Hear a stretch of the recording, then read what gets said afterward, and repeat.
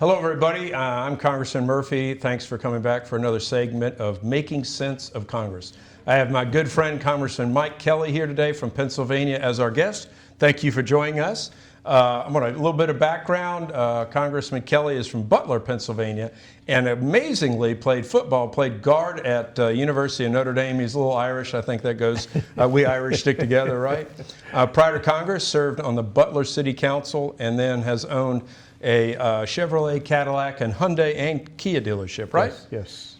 Chairman of the House Ways and Means Subcommittee on Tax, and that's what we're going to be talking about a lot today, and has been elected to Congress in 2010. So thank you for joining us. Thank you, Doctor. It's good to be with you. Yeah, this will be kind of fun. So just to introduce you to the audience here, All right. we're going to do some rapid fire questions. Okay. Rapid fire Wow. questions. Wow. So, all right, favorite sandwich?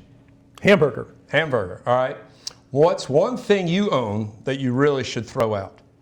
You know what? I keep everything, so I don't throw anything out. So I would say there's nothing I want to throw out. I kind of have it all over the place. My wife keeps telling me, you're going to have to get rid of this someday. Yeah. So, I'm keeping everything. I'm not giving up anything right I'm now. a pack rat too. So do you get enough sleep?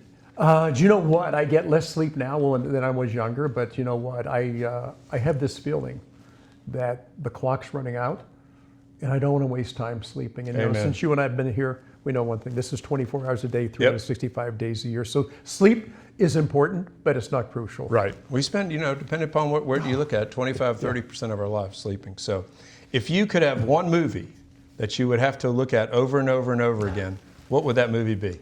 It's a Wonderful Life. It's a Wonderful Life. It's a Wonderful Life. Excellent choice. And I would, at this point in my life, I've said goodbye to more friends. And I've gone to things. Now, this is not depressing for me, by the way, because when I go through this, I think the greater tragedy would have been if they never lived. Yes. And I think if you look at A Wonderful Life, the whole story about George Bailey, is that he wishes he never existed, and he sees what the town he lived in and what the world he lived in, what it was like without him, and he couldn't wait to get back. So the angel, Clarence, shepherded him back. He got his wings, and the movie went on. But it's a tremendous movie that really brings into perspective what life is all about. Yeah, I kind of wish we had those movies again. Oh, gosh, give us a little perspective. Yes, yes. All right, finally, what would viewers find interesting about DC that they don't know?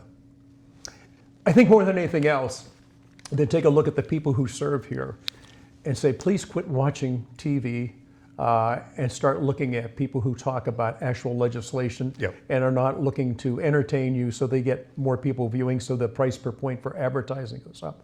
I really like news people. I don't like people who are opinion people. It doesn't serve us any good. You and I are of the same cloth there.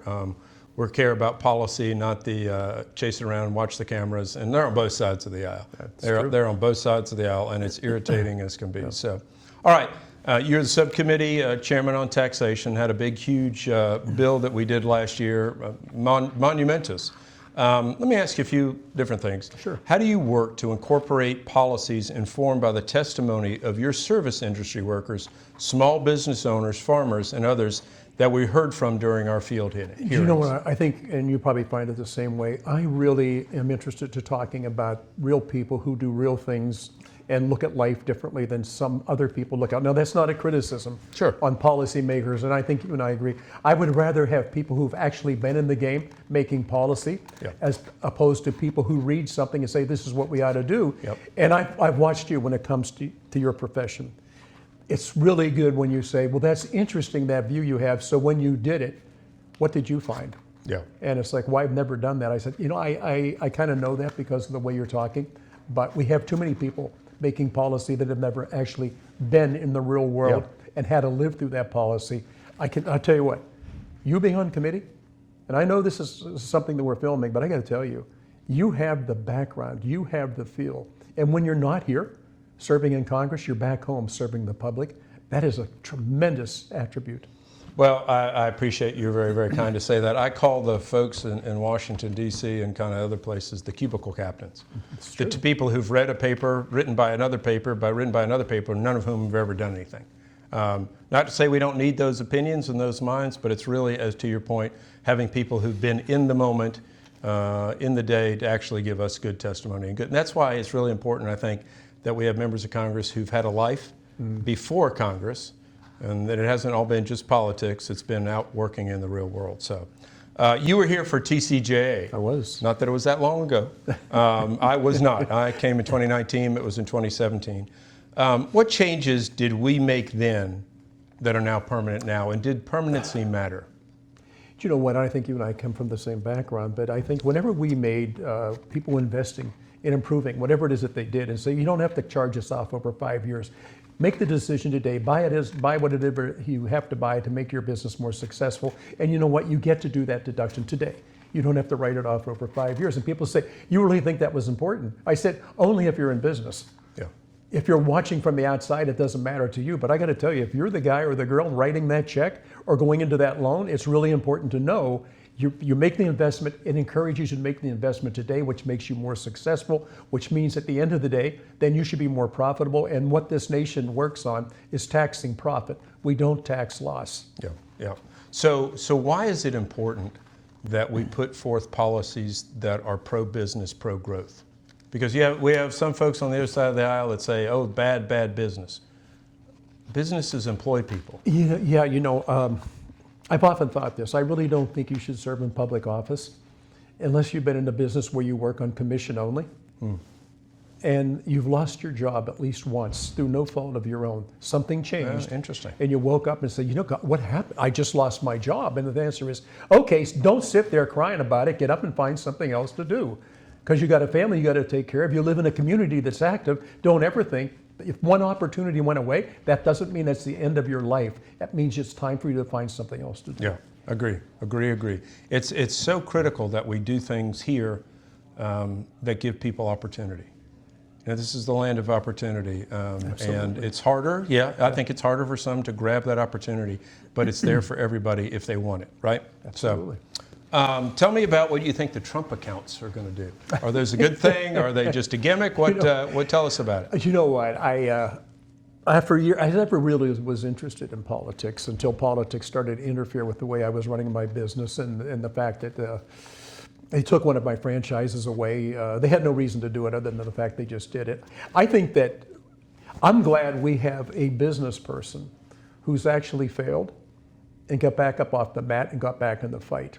A guy who's been through it. Yeah. And I don't think, I remember the day watching the president with the first lady come down that elevator, and I said, he doesn't realize how deep this swamp is and how tough it's going to be. Sure. The persecution that he has gone through has been absolutely incredible to me. I have watched people come here that have no idea the policies that they're making and somehow have been able to survive it. I like people who failed and got up off the mat and started. I don't know that we've had another president that's had the type of personal experience that this man has had. Now, a lot of people, look, I get it. Nobody appeals to everybody. Sure. This guy really appeals to me, and it's for what I just said, and you've done the same thing. I try not to fail too often in medicine and surgery. So as a patient, hopefully. I appreciate that. But to your point, you have to understand that there is hardship, and you have to get up and move on.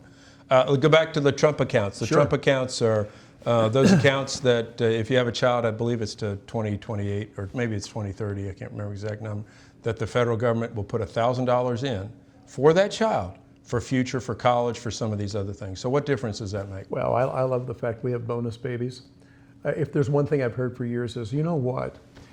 We need to have more people coming into America because Americans aren't producing enough children going forward. I think anytime you put an incentive on anything, you're going to get people to start paying attention to it. So this is the only time I've ever seen somebody sitting in the chief executive office for the country actually worry about the future, not his future, but the future of the nation, saying, we need more Americans. How do we get more Americans?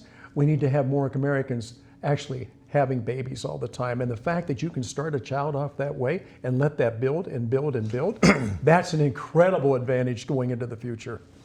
Yeah, no, it also teaches, I think, a good lesson in saving and adding to it, where some families wouldn't think about that stuff, but they have an account, boom, it is set up for them to be able to understand the compound saving and all the other things that will come to fruition in many years. So.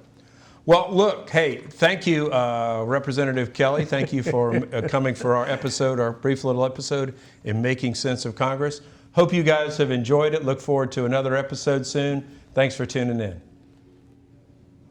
Awesome. That wasn't